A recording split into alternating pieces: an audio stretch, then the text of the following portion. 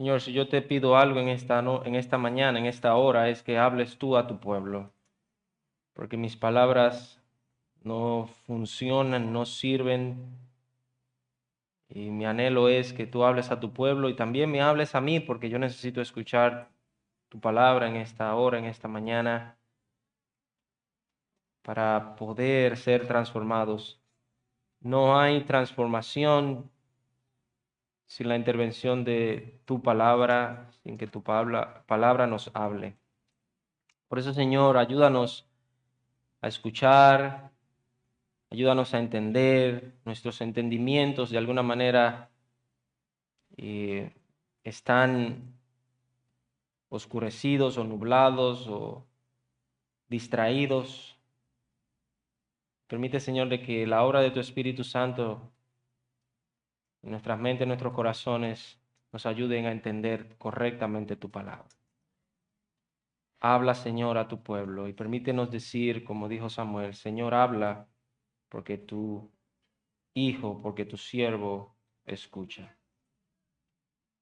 Te lo pedimos, Señor, en el nombre de Jesús. Amén. Gracias, hermanos. Pueden sentarse. En esta mañana me propongo, con la ayuda del Señor y la obra del Espíritu Santo, iniciar una serie de mensajes en un libro. Vamos a ver cómo el Señor nos ayuda. Ya hemos pasado algunos libros del Nuevo Testamento. Vamos a seguir en el Nuevo Testamento en los últimos meses, después que terminamos la última serie. Estaba batallando en oración y en mis pensamientos acerca de qué libro predicar y tener una serie de predicaciones. Quizás también pensaba en algún pasaje puntual, había pensado en el Sermón del Monte, en las bienaventuranzas del Sermón del Monte, había pensado también en los mandamientos, en los 10 mandamientos, en otros libros del Antiguo Testamento, también había considerado otros libros del Nuevo Testamento. Am, Había escuchado también algunas sugerencias de algunos hermanos y pero este libro que lo había estado analizando, orando por él y escuchando también a otros a otros predicadores, aún amigos nuestros, pastores en otras congregaciones, que están llevando una serie de este libro y creo que nos vamos a quedar en este libro por un buen tiempo. Y vamos a ir al libro de San Marcos, Evangelio según San Marcos. Vamos a estar allí en este Evangelio. Y en esta mañana solamente vamos a estar en el versículo número 1. Posiblemente en este día, en esta mañana, como es la introducción de este libro, usted va a escuchar mucha información preliminar o información general de este libro. Y lo que vamos a hacer al final básicamente es tener una aplicación general de lo que nos dice el versículo 1. Este libro o este evangelio, que es el evangelio según San Marcos, como lo dice en sus Biblias, usted va a la primera hoja, Evangelio según San Marcos, dice allí, ¿no verdad? Es el evangelio presentado desde una perspectiva, desde una visión distinta, vamos a decirlo así, o desde una visión, desde otro punto de vista acerca de Jesús, acerca de Jesucristo. Ya nosotros hemos predicado de San Lucas. El último evangelio que predicamos hace ya un año fue el evangelio de San Juan. Nos faltaría San Mateo, que posiblemente es el más largo de todos los evangelios. Y cada uno de los evangelistas hace un énfasis en el origen de Jesús y lo ve desde una perspectiva, como decía, distinta. Es como, por ejemplo, un ejemplo. Usted se puede tomar una foto de frente, ¿no verdad que sí? Se puede tomar una foto del perfil izquierdo, otra foto de perfil derecho, ¿no verdad que sí? Y otra foto de atrás. Es la misma persona, pero vista desde ángulos distintos. Cuando a una persona lo llevan al destacamento para ponerlo en prisión, le toman fotos desde diferentes ángulos, ¿no verdad que sí? Yo espero que a ninguno de ustedes le hayan hecho eso. Pero es la misma persona desde diferentes ángulos. Ese es el punto de los evangelistas. Nos presentan la misma persona desde diferentes ángulos. Algunos escépticos y críticos y algunos incrédulos dicen, la Biblia se contradice, los evangelios se contradicen. El evangelio de Juan dice una cosa, pero Mateo dice otra, Lucas dice una cosa. No, está diciendo diferentes cosas de la misma persona. Por ejemplo, Mateo muestra que Jesús vino de Abraham a través de David y demuestra que Él es el Mesías prometido en el Antiguo Testamento. Mateo nos presenta a Jesús como rey. Por eso, si usted nota en el libro El Evangelio según San Mateo, habla mucho, el reino de los cielos es semejante. Porque habla de Jesús como rey. La genealogía que nos presenta acerca de Jesús en el libro de San Mateo es llevándonos al Mesías, al rey prometido en el Antiguo Testamento. San Lucas nos muestra que Jesús vino de Adán, demostrando que Él es el hombre perfecto. A diferencia de San Mateo, que nos presenta a Jesús como rey, Lucas nos presenta a Jesús como el hombre perfecto. Y la genealogía que nos dice en el capítulo 2, capítulo 1 y capítulo 2, nos lleva hasta Adán. Ya vimos San Juan que nos presenta que Jesús vino del cielo. Fíjese que San Juan no tiene genealogía. Porque si Jesús es Dios, si Jesús es el verbo de Dios, no puede tener genealogía. No puede tener descendencia o ascendencia. De manera que por eso es que San Juan presenta y nos empieza diciendo de inmediatamente, en el principio era el verbo y el verbo era con Dios y el verbo era Dios. O sea, no hay genealogía porque nos está diciendo que Jesús viene del cielo mismo. Nos está diciendo que Jesús es el Hijo de Dios. Y no solamente el Hijo de Dios, Él es Dios. Esas son las evidencias que tenemos en San Juan, que Él es el verdadero Dios. Y en esta ocasión vamos a ver en San Marcos una faceta interesante de Jesús. San Marcos nos muestra que Jesús vino de Nazaret, demostrando que Jesús es el siervo perfecto. Vamos a leer estos primeros 8 versículos de San Marcos capítulo 1. Fíjese que San Marcos no empieza con una genealogía. San Marcos no nos dice de dónde viene Jesús y le voy a explicar más adelante por qué. Recuerde esto, lo que vamos a ver en esta mañana es básicamente como un preámbulo, una introducción de este libro. Vamos a tener una perspectiva general posiblemente para ver entonces, bajo ese fundamento, bajo esa visión general de San Marcos, cuál es el mensaje que a lo largo de estos 16 capítulos, San Marcos nos está enseñando? ¿Cuál es el mensaje que él quiere transmitir?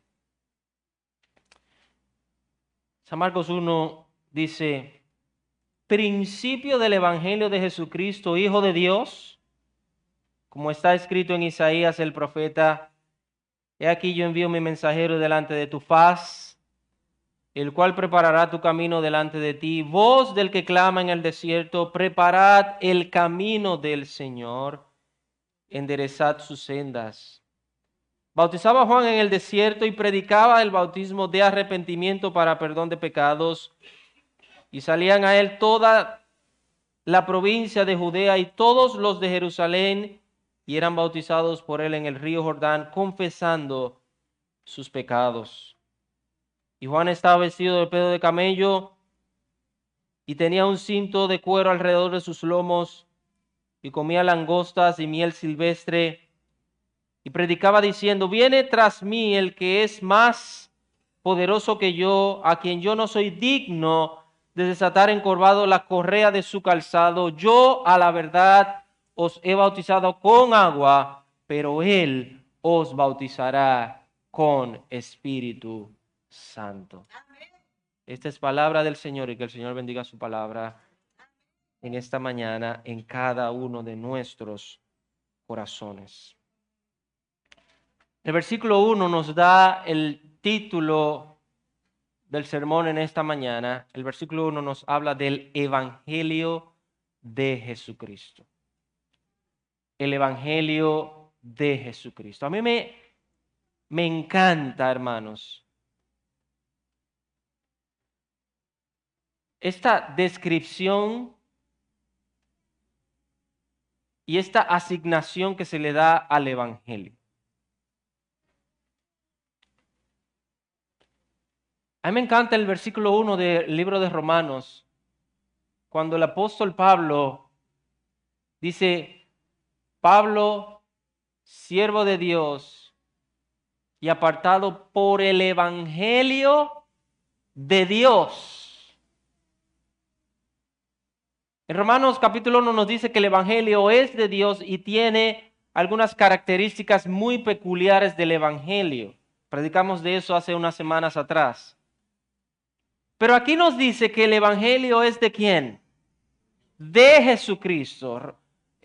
San Marcos capítulo 1, el versículo 1 dice: principio del Evangelio ¿de quién? De Jesucristo. Es así como empieza el escritor Marcos. Algunas consideraciones especiales de Marcos, de este hombre. En primer lugar, Marcos no era ni siquiera apóstol. Es uno de los pocos escritores del Nuevo Testamento que no fueron apóstoles. El otro fue Lucas, que no fue apóstol. Tampoco Judas fue apóstol, que era medio hermano del Señor Jesús, o Santiago tampoco fue apóstol, eran medio hermanos de Jesús. Pero hay una particularidad en todos los que escribieron el Nuevo Testamento, todos los que incidieron o los que escribieron libros del Nuevo Testamento, todos ellos o eran apóstoles o estuvieron muy cerca del Señor, o tuvieron contacto muy cercano con el Señor. En el caso de este hombre, Marcos, se dice que su nombre completo era Juan Marcos. Juan era su nombre judío, mientras que Marcos era básicamente como su apellido. Y en relación con eso, podemos ver una referencia de ello en el libro de Hechos, en el capítulo 12, el versículo 12, que nos dice: al darse cuenta de esto, fue a la casa de María, la madre de Juan, llamado también Marcos, donde muchos estaban reunidos y oraban. Entonces nos está diciendo aquí que la madre de este hombre se llamaba ¿cómo? María. La madre de Marcos se llamaba María. María era una de las mujeres también que era bastante cercanas al Señor. Marcos que era hijo de María, como nos dice Hechos 12:12, volvió a Jerusalén durante el tiempo que comenzó la iglesia. Se dice que era primo de Bernabé y viajó con Pablo durante el primer viaje misionero. Marcos abandonó el viaje pronto para regresar a Jerusalén, por lo que Pablo se negó a llevárselo otra vez durante su segundo viaje. ¿Usted se acuerda que hubo una división entre Pablo y Bernabé? Porque Bernabé decía, vamos a llevarnos a Marcos, pero Pablo le dice, no, no vuelvas a viajar con Marcos, porque Marcos nos abandonó en el primer viaje. Si tú quieres, llévatelo tú, pero yo no voy a andar con él otra vez. Y dice que hubo una disensión, una división entre ellos, que Pablo se fue por un lugar y Marcos y Bernabé se fue por otro lugar. Pablo no era fácil. Pero de alguna manera esto redundó para bien, porque Bernabé junto con Marcos hicieron un trabajo especial en la región donde ellos fueron a predicar, y Pablo se llevó a otros para predicar el evangelio a otro lugar. De manera que esta división, entiendo por lo que he estudiado, que fue provocada por Dios mismo, de manera que más adelante vemos una reunión entre Marcos y Pablo. Eso es lo que vemos, lo podemos ver en Colosenses capítulo 4, versículo 10, y también en el libro de Filemón capítulo 1, el versículo 24, donde hay una reconciliación entre Marcos y Pablo. Si usted lee, mire, este sí lo vamos a leer, estoy dando solamente las referencias. Segunda Timoteo capítulo 4, el versículo 11. Mire lo que dice Pablo al final de sus días cuando él está encarcelado. Dice, trae cuando vengas el versículo 11. Solo Lucas está conmigo. Y dice que Pablo ahora, toma a Marcos y tráele contigo. ¿Por qué? Porque me es útil para el ministerio. Alguien que había abandonado el ministerio antes, por alguna razón, se entiende que Marcos abandonó a Pablo y a Bernabé en su primer viaje misionero porque él quería regresar a Jerusalén. Eso no le agradó mucho a Pablo y por eso dice a Bernabé, yo no vuelvo a viajar con él. Porque si vamos a viajar con él y él nos va a abandonar en medio del viaje, entonces que se quede por allá. Diciéndolo en un lenguaje cotidiano.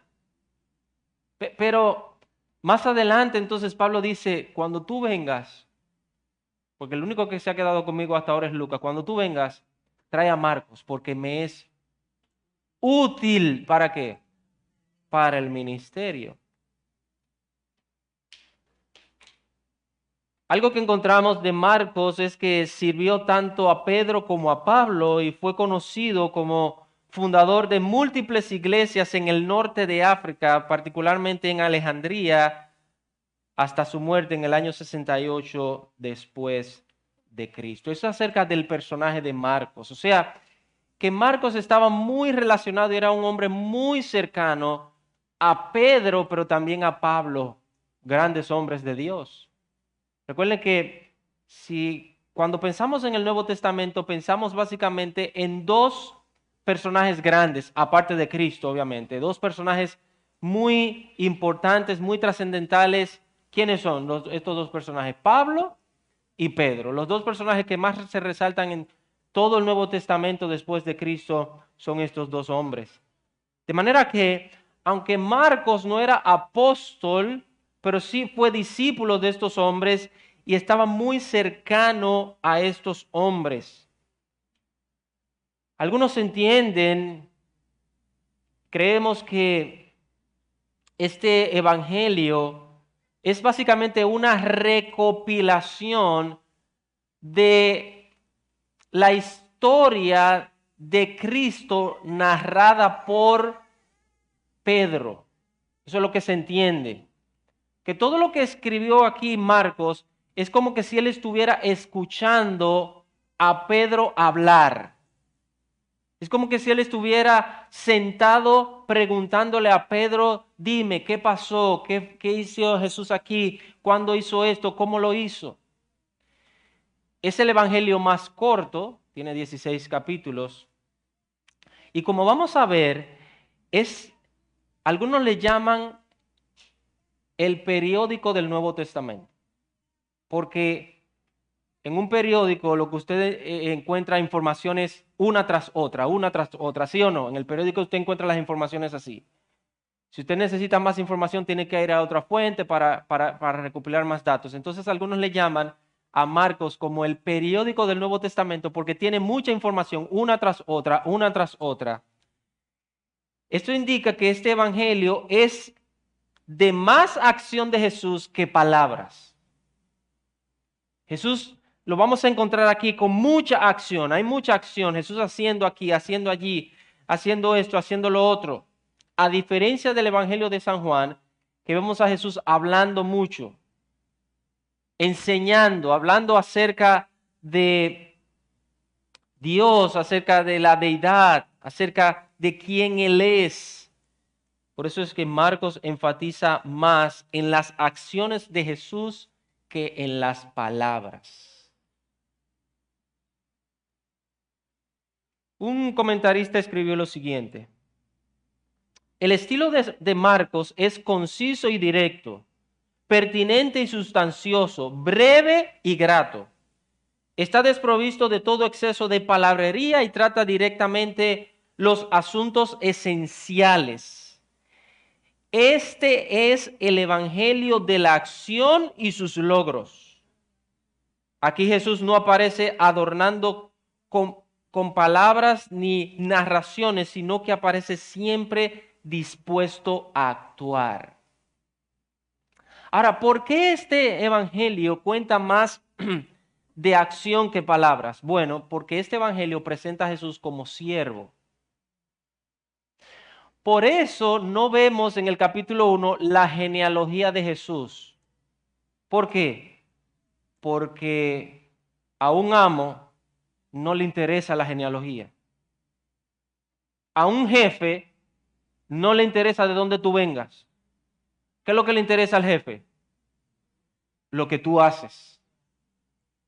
Entonces, este libro, como presenta a Jesús como el siervo perfecto, fue dirigido a los romanos, y a los romanos no le interesaba de dónde venía Jesús.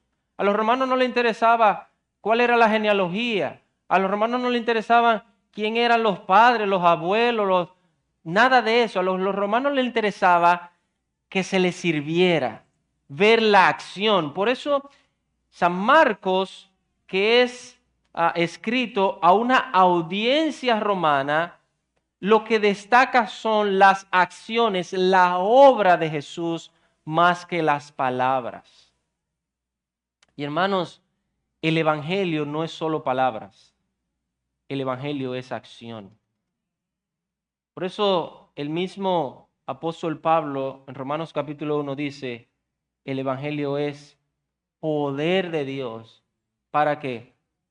Para salvación. Y cuando habla de poder de Dios, habla de un poder transformador.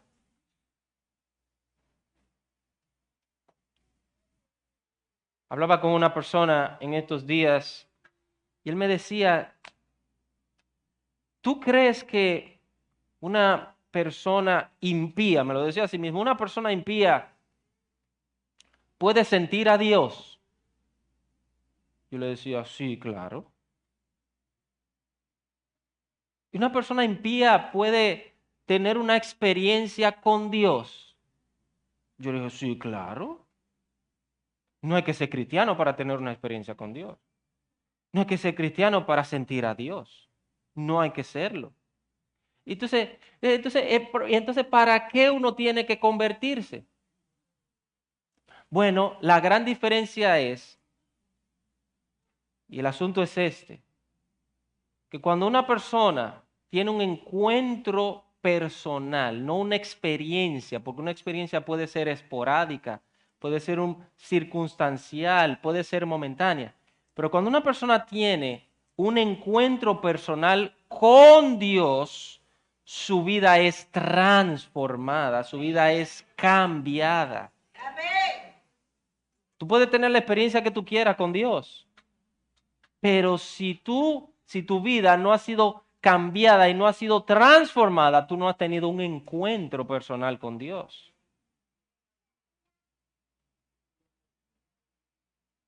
Porque hay personas que quieren tener experiencias con Dios, pero quieren seguir viviendo su vida de pecado. Hermano, un cristiano no es una persona perfecta. Yo le decía a esa persona, un cristiano no es una persona perfecta. Un cristiano es una persona que batalla contra el pecado, que lucha y que busca agradar a Dios continuamente. Un cristiano no es alguien que obedece perfectamente. Un cristiano es alguien que entiende que tiene una lucha con el pecado, que tiene una lucha consigo mismo, está dispuesto a cargar su cruz todos los días, está dispuesto a morir todos los días y batalla, batalla y batalla y batalla y batalla todos los días porque tiene a alguien de su lado, tiene al Señor Jesucristo que le va a ayudar a ganar esa batalla.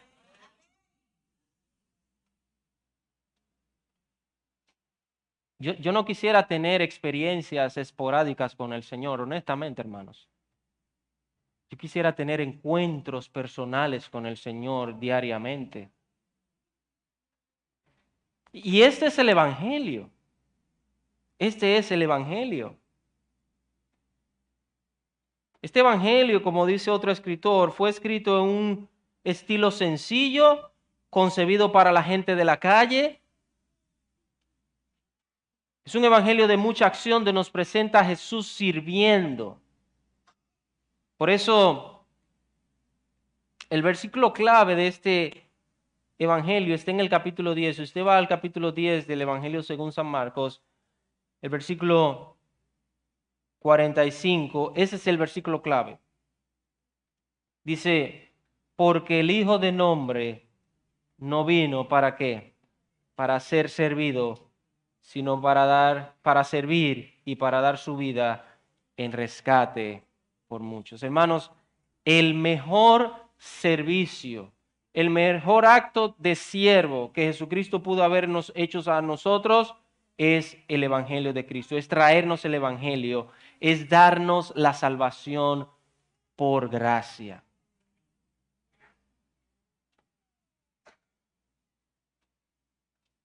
Marcos se encarga de destacar lo que Cristo hizo como siervo.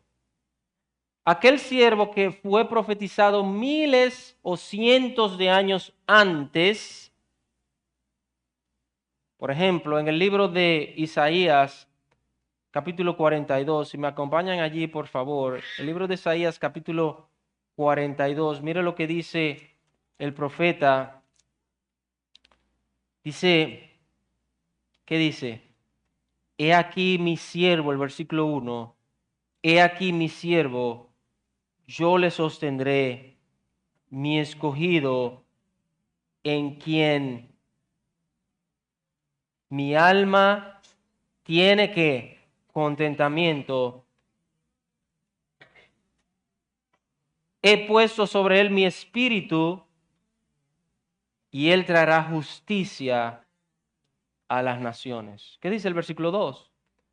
No gritará, ni alzará su voz, ni la hará oír en las calles, no quebrará la caña cascada, ni apagará el pábilo que humeare. Por medio de la verdad traerá justicia, no se cansará ni desmayará hasta que establezca en la tierra justicia, y las costas esperarán su ley. Así dice Jehová el Señor, creador de los cielos, y el que los despliega, el que extiende la tierra y sus productos, el que da aliento al pueblo que mora sobre ella y espíritu a los que por ella andan. Yo, Jehová, te he llamado en justicia y te sostendré por la mano, te guardaré y te pondré por pacto al pueblo, por luz de las naciones, para que abras los ojos de los ciegos, para que saques de la cárcel a los presos y de las casas de prisión a los que moran en tinieblas. Yo, Jehová, este es mi nombre, y a otro no daré mi gloria ni mi alabanza, a esculturas. He aquí se cumplieron las cosas primeras y yo anuncio cosas nuevas antes que salgan a la luz. Yo os las haré notorias.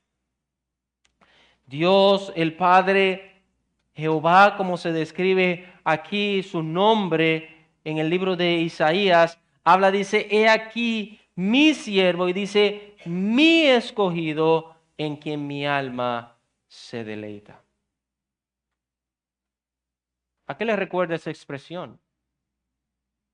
En el bautismo de Jesús se escuchó una voz del cielo que dijo, este es mi hijo amado, no mi siervo, sino mi hijo, en quien ¿qué? Tengo complacencia. Más adelante en el Monte Santo, allí, en la transfiguración, se escucha la misma voz que dice, este es mi hijo amado en quien se complace mi alma, a él oí. Isaías 53, que no lo vamos a leer, habla también acerca del siervo. Perfecto, pero si usted va por favor al libro de Zacarías, el capítulo 3, el versículo 8, usted va a encontrar allí también que se describe esto acerca de Jesús como siervo, lo que encontramos en San Marcos. Dice, escucha pues ahora, Josué, sumo sacerdote, tú y tus amigos que se sientan delante de ti, porque son varones simbólicos. He aquí, yo traigo a quién, a mi siervo, el renuevo.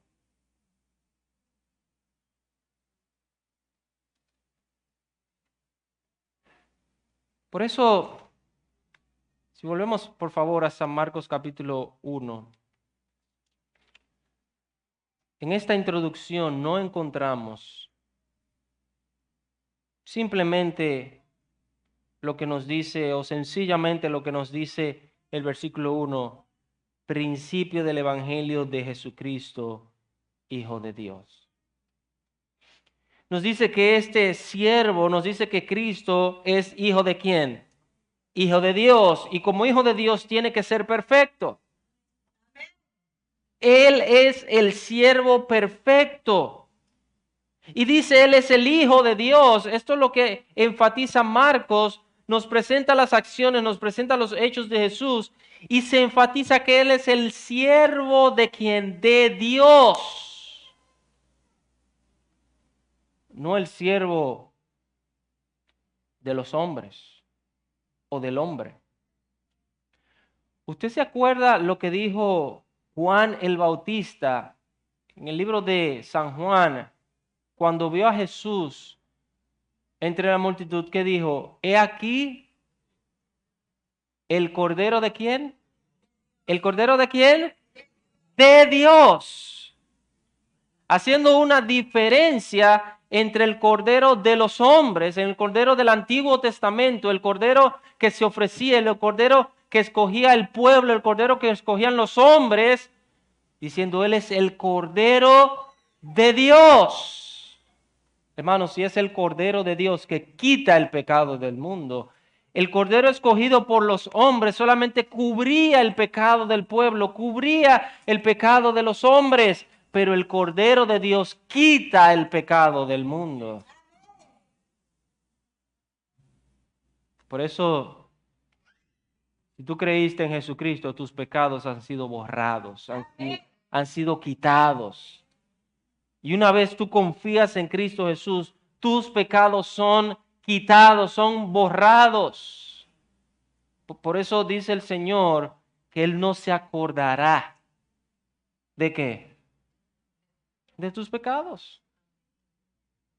Porque no es por la sangre de los toros o de los corderos terrenales, como dice Hebreos, que estos sacrificios traían que recuerdo continuamente del pecado y de los pecados. Pero por la sangre de Cristo Jesús los pecados son quitados, los pecados son borrados. Hermanos, esto a mí me trae una paz y una tranquilidad tremenda muchas veces, porque a veces uno mismo se recuerda de sus pecados. ¿Sí o no? Cuando tú te acuerdas de tus pecados pasados y de las cosas que tú has hecho, lo que tú has hecho en el pasado, ¿tú sabes lo que trae consigo eso? La culpa. Y es la culpa muchas veces que no nos deja dormir. Es la culpa muchas veces que no nos deja tranquilo. Es la culpa que nos lleva muchas veces a la depresión.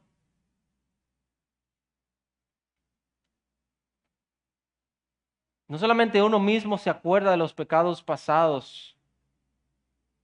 Y es bueno en cierta medida uno acordarse de los pecados pasados porque esto nos lleva a recordar lo que somos, lo débil que somos, lo frágil que somos, lo imperfectos que somos, pero también esto nos lleva a Cristo Jesús.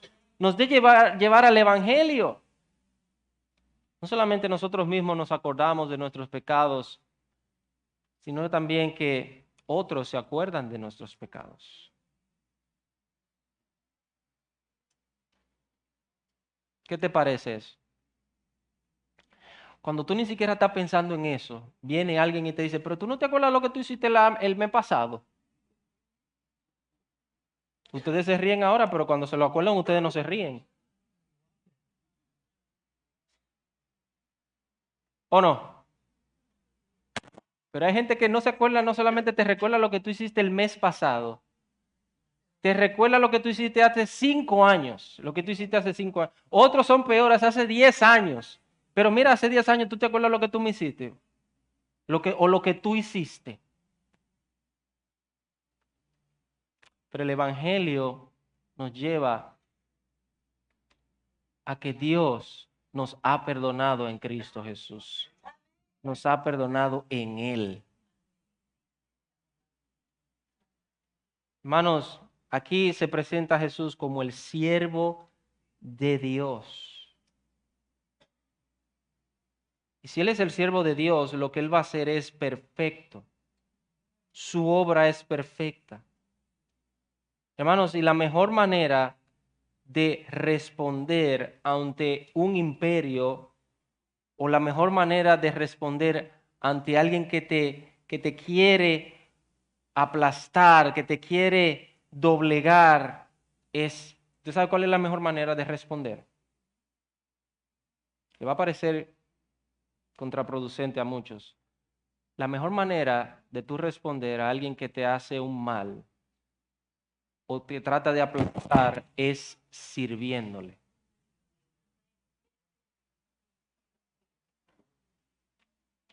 No sé si lo escucharon. La mejor manera de tú responder ante un abuso o ante alguien que quiera aplastarte es sirviéndole. El Señor Jesucristo dijo, a los que te hagan mal, ¿qué tú tienes que hacerle? Bien. El imperio romano quizás esperaba del pueblo judío una revuelta, pero vino alguien que no provocó una revuelta, sino alguien que vino a servir. El pueblo judío, ¿qué esperaba? Un rey que los libertara, un emperador que los librara, alguien que los sacara de la esclavitud del imperio romano, pero Cristo no vino para que Él fuera servido, sino Él vino para servir. Y vino a servir más que para las necesidades terrenales o materiales. Él vino a servir para las necesidades verdaderas, que son las necesidades espirituales. Aunque Él sirvió tanto en lo terrenal, pero su enfoque fue hacia lo espiritual. Y eso es lo que vamos a ver en este evangelio. Ahora, el versículo 1 nos dice, principio del evangelio de Jesucristo, Hijo de Dios. Me recuerda y se parece mucho a San Juan capítulo 1 que dice, en el principio era el verbo y el verbo era Dios. Se parece también a Génesis. En el principio creó Dios los cielos y la tierra. Y aquí nos dice principio del Evangelio de Jesucristo. Nos está indicando algo, nos puede indicar algo, y es que el Evangelio da un nuevo comienzo. ¿Entendieron eso? Hermano, es por el Evangelio que somos nuevas criaturas. El Evangelio hace a la persona nueva, el Evangelio transforma. El Evangelio no solamente que restaura o que ayuda o que levanta, no, el Evangelio hace nuevas todas las cosas. De modo que si alguno está en Cristo, nueva creación es. El Evangelio, hermanos, como que, voy a utilizar esta palabra, como que reinicia todo. Cuando una persona experimenta el Evangelio, ve las cosas diferentes.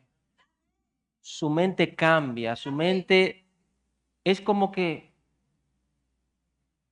si mira su vida pasada, si mira lo que era antes, dice, pero ¿y ese era yo? ¿Por qué que yo veo las cosas tan diferentes? ¿Sí o no, hermanos? Esa es la experiencia, no de uno. Esa tiene que ser la experiencia de todo aquel que ha creído en el Evangelio. El que cree en el Evangelio, el que confía en el Evangelio, su vida tiene que ser transformada, cambiada. Es un nuevo inicio.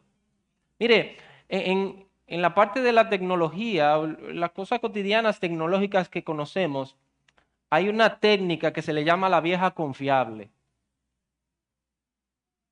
Cuando su celular como que no funciona bien, o como que le está dando un fallito a algo, ¿qué usted hace? Ah, ustedes saben, te lo reinicia, déjame ver qué es lo que está pasando. La computadora cuando están como dando un fallito, que no, como que está medio lentita, o como ya, déjame reiniciarla a ver. ¿Cómo se dice en el lenguaje llano? Esa es la vieja confiable. Vamos a reiniciarla a ver qué es lo que está pasando. Podemos tomar ese término, que eso es lo que hace el Evangelio. El Evangelio nos da un nuevo inicio, un nuevo comienzo. Hermanos, no solamente que el Evangelio nos da un nuevo comienzo, no hay redención sin el Evangelio, pero como escuchamos hace unas semanas atrás, no hay restauración sin el Evangelio. El Evangelio restaura, el Evangelio reinicia, el Evangelio da un nuevo comienzo a todas las cosas. Hermano, por eso yo creo mucho en el Evangelio. ¿Usted sabe por qué? Porque el Evangelio le da una nueva oportunidad a cualquiera. Ese es un mensaje de una nueva oportunidad. Y qué bueno que es una buena noticia, hermanos. Eso es lo que significa la palabra evangelio, ¿qué? Buenas nuevas, buena noticia. Pero algo más que nos dice esa frase allí, el versículo 1, principio del evangelio de Jesucristo, Hijo de Dios, es que el evangelio es ¿de quién? De Jesucristo. Romanos capítulo 1 nos dice que el evangelio de Dios, pero puede ser que nos está llevando muy lejos o muy alto, vamos a decirlo así. El evangelio, cuando nos dice aquí que es de Jesucristo, oigan bien, está aterrizando el evangelio. El evangelio no es algo solamente espiritual, celestial, no es algo imaginario, no es algo del cielo. El evangelio vino a la tierra. El evangelio, hermanos, es una persona. Y esa persona es Jesucristo. Cristo es quien trae las buenas nuevas. ¿Se recuerda lo que le dijeron los ángeles a los pastores? Os doy, ¿qué? Buenas nuevas. ¿Y en qué consistían esas buenas nuevas? que os ha que nacido, está en la tierra las buenas nuevas. Os ha nacido un Salvador que es Cristo el Señor. Lo voy a decir de esta manera, hermanos. No hay evangelio sin la persona de Cristo Jesús. Él es que trae el evangelio físicamente, palpablemente. Por eso Juan, en su carta, en su primera carta, dice que lo que vimos, lo que oímos, lo que palparon nuestras manos tocante al verbo de vida. Hermanos, ellos palparon las buenas nuevas, ellos palparon el evangelio, ellos palparon la gloria de Dios en carne. Hermanos, yo no sé usted, pero yo creo en el evangelio. Yo creo en el evangelio. El evangelio no es algo teórico. El evangelio es real. Las buenas nuevas de salvación son reales en Cristo Jesús. Yo no puedo ser evangélico si no creo en Cristo, en la persona de Cristo. Por eso el Señor Jesús tuvo que decirle a uno de sus discípulos más cercanos: ¿porque me has visto, crees? Bienaventurados aquellos que no vieron y creyeron. No solamente que el evangelio nos da un nuevo comienzo. Hermano, ¿tú quieres comenzar de nuevo esta semana? Cree y confía en el evangelio. Medita en el evangelio. Hermanos, cantábamos ahorita acerca de esa mansión en el cielo. ¿Quién es que da ese mensaje? Es el evangelio, hermanos. En el infierno no hay mansión.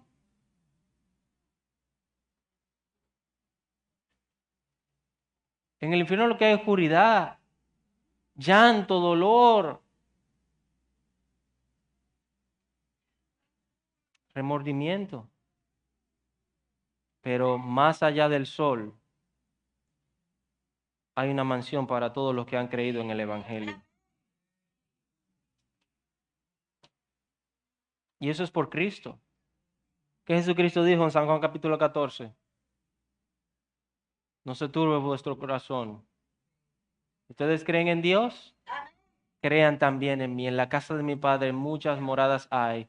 Si así no fuera, yo os lo hubiera dicho, pero voy pues a preparar lugar para cada uno de vosotros. Y si me fuere, tengan pendiente que os vendré otra vez y tomaré a mí mismo para que donde yo estoy, vosotros también estéis. Hermano, este es mensaje del Evangelio. Pero no solamente que el Evangelio es de Cristo, le pertenece a Él porque, sino que el Evangelio le contiene a Él. Hermanos, en otras palabras, cuando nos dice aquí el versículo 1, principio del Evangelio de Jesucristo, nos dice, ¿hijo de quién? De Dios. Cristo es el Hijo de Dios, no solo el enviado de Dios, Él es la esencia divina, Él es Dios mismo. Si creemos en Cristo, estamos creyendo en Dios. Contiene a Cristo. Mire, pasaje conocido, 1 Corintios capítulo 15, por favor. 1 Corintios capítulo 15. Mire lo que dice el apóstol Pablo, inspirado por el Espíritu Santo. Además os declaro, hermanos, que el evangelio que os he predicado, el cual también recibisteis, en el cual también perseveráis, por el cual asimismo si retenéis la palabra que os he predicado, sois salvos, si no creísteis en vano. Y mire lo que contiene el evangelio. Porque primeramente os he enseñado lo que asimismo recibí, que Cristo murió por nuestros pecados conforme a las Escrituras, y que fue sepultado y que resucitó al tercer día conforme a las Escrituras. Ese es el evangelio. Hermano, no puede haber verdadero evangelio sin Cristo.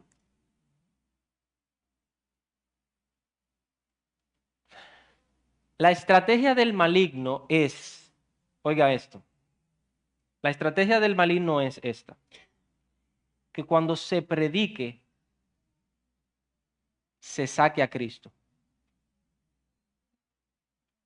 ¿Me están entendiendo? Cuando se predique, que hablen de todo, pero no de Cristo. Que se hable de buenas nuevas, que se hable de cosas bonitas, que se hable de buenas obras, que se hable del cielo, oiga, que se hable de iglesia, que se hable de buena gente, de todo, todo lo bonito, pero que no se mencione a Cristo. Esa es la estrategia. De hecho, conversaba con una persona, me decía, pero entonces, ¿qué va a pasar con si uno hace cosas buenas y que si uno ayuda y todo eso? Y eso está todo muy bien, perfecto, tú lo puedes hacer, pero tú no puedes entrar al cielo ni puedes llegar a la presencia de Dios a menos que sea por Jesucristo.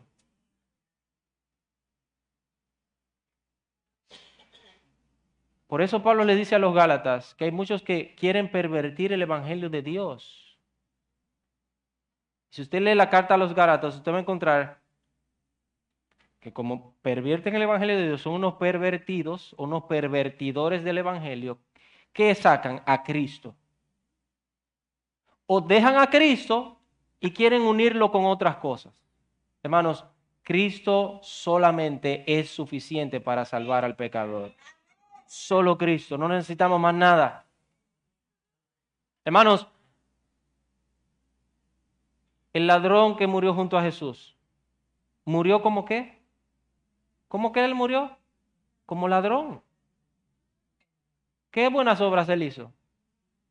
Ninguna. Ah, que ese es un caso. No, hermanos, ese es el caso de todos los seres humanos. Todo el mundo para ser salvo. Todo el que quiera ser salvo no es por obra, solamente es por creer y confiar en el Señor Jesucristo. Es creer, confiar en Él. Más adelante vamos a ver, si el Señor lo permite, la próxima semana, qué contiene este evangelio, cómo debe proclamarse, porque la palabra predicar aparece en par de ocasiones aquí, en los versículos posteriores, dígase el versículo 4 hasta el versículo 8. Es una predicación, tiene que predicarse, tiene que proclamarse. Ese evangelio de Jesucristo que da un nuevo comienzo, que contiene la persona de Cristo, pero le corresponde, es de Cristo mismo.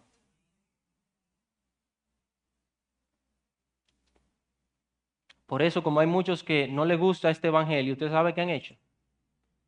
Se han inventado su propio evangelio. Y yo digo eso. Yo estoy de acuerdo con eso.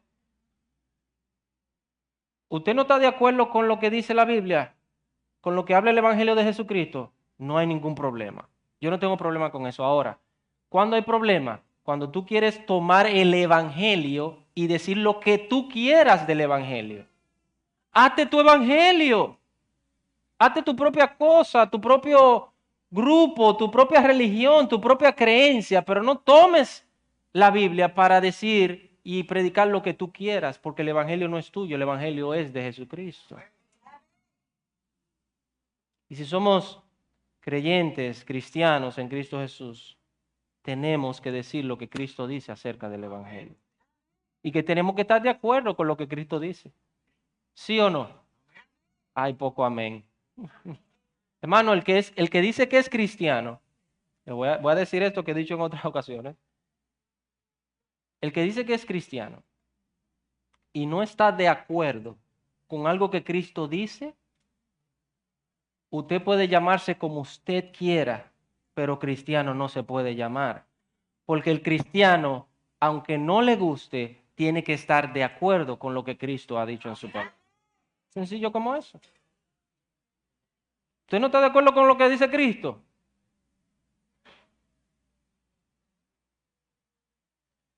¿Usted no está de acuerdo con algo que dice Jesucristo? No se llame cristiano entonces.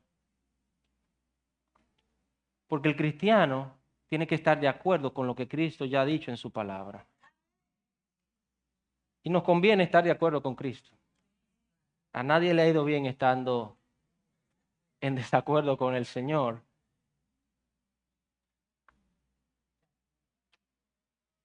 Que el Señor nos dé de su gracia. Señor, gracias por tu palabra en esta mañana. Gracias porque trajiste el Evangelio en persona, un Evangelio que nos da una nueva vida, nos transforma.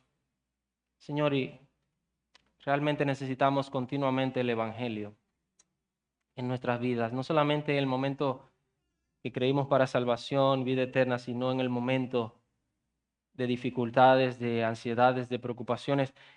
Todos los días necesitamos el Evangelio, Señor. Ayúdanos a seguir confiando en lo que tú nos has dicho en tu palabra. Gracias por traerlo personalmente. Habías enviado antes profetas, jueces, hombres que trajeran tu mensaje. Pero un día viniste tú mismo con el mensaje. No a traerlo simplemente, porque tú mismo eres el mensaje. Tú mismo eres las buenas nuevas. Cristo es el Evangelio. Señor, ayúdanos a ser cuidadosos con lo que predicamos, cómo lo predicamos. Danos claridad cada día más de lo que creemos, de lo que predicamos, y ayúdanos a vivir de acuerdo a tu evangelio. Perdónanos, Señor, porque muchas veces hemos fallado. Perdónanos, Señor, porque muchas veces no hemos vivido de acuerdo al evangelio. A veces nos hemos avergonzado del evangelio y otras veces hemos avergonzado el evangelio. Perdónanos, Señor.